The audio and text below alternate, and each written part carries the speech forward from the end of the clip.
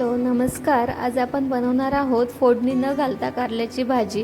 एकदम छान चविष्ट आणि कुरकुरीत. जे खात नाहीत ते पण आवडीने खातील. कारल्याची भाजी म्हटलं की सर्वच जण नाक मुरडतात, पण ही अतिशय चवदार आणि अजिबात कडू न होणारी भाजी आहे. जी कडू होऊ नये म्हणून मी काही टिप्स दिलेल्या आहेत, तर व्हिडिओ शेवटपर्यंत बघा. कारल्याची भाजी ही अतिशय गुणकारी आणि आरोग्यदायी असते, तर सर्वांनी कारल्याची भाजी खाल्ली पाहिजे. तर कारल्याची भाजी म्हटलं की लहान असो वा मोठे, खायला म्हटलं की थोडंसं नाक. तुम्ही अशा पद्धतीने कारल्याची भाजी बनवलात तर लहानांपासून मोठ्यापर्यंत नक्कीच मी गॅरंटी देऊन सांगते कारल्याची भाजी खातील. कारल्याची भाजी बनवण्यासाठी इकडे मी 3 ते 4 कारली घेतलेले आहेत आणि गोल अशा चकत्या कट करून घेतलेल्या आहेत आणि त्याच्या सर्व बिया काढलेल्या आहेत. सर्व बिया काढून झाल्यानंतर मीठ घालून स्वच्छ कारली धुवून घ्यायची आहेत 2 पाण्याने. 2 पाण्याने कारले धुवून झाल्यानंतर 1 चमचा मीठ, 1 चमचा हळद घालायची आहे आणि अख्खा अर्धा लिंबू पिळून घ्यायचा आहे आणि सर्व फोडींना लावून घ्यायचा आहे. फोडींना लावायचं आहे आणि असंच 10 ते 15 मिनिटे ठेवून द्यायचे आहेत. आणि हळद लावल्याने कारल्यातला कडवटपणा निघून जातो, म्हणून मीठ आणि हळद लावून 10 ते 15 मिनिटे तसेच ठेवून द्यायचे. पद्धतीने जर तुम्ही कारल्याची भाजी बनवली तर घरातले न खाणारे पण आवडीने खातील.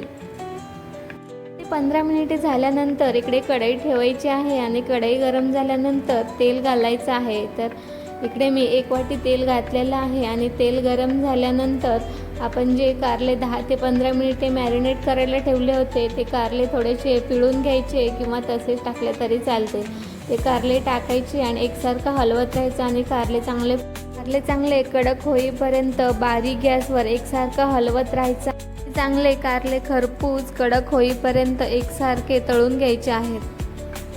इकडे आपले छान खरपूस कारले तळून झालेले आहेत. आता आपण काढून घेऊयात आणि अशाच प्रकारे सर्व कारले आपण तळून घेणार आहोत.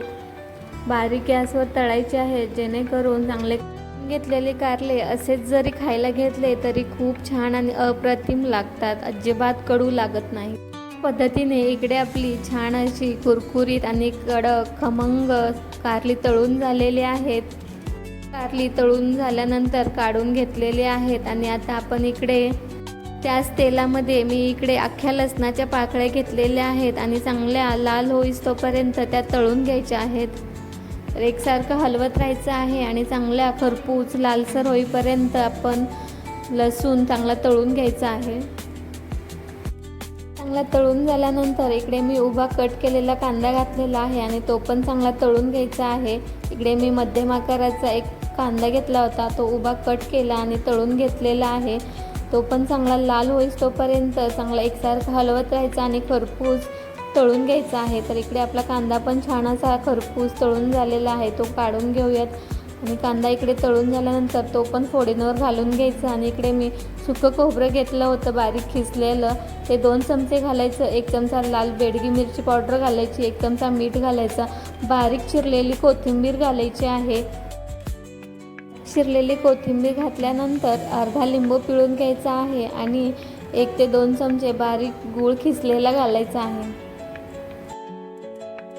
हे सर्व साहित्य घालून झाल्यानंतर चांगलं मिक्स करून घ्यायचं आहे.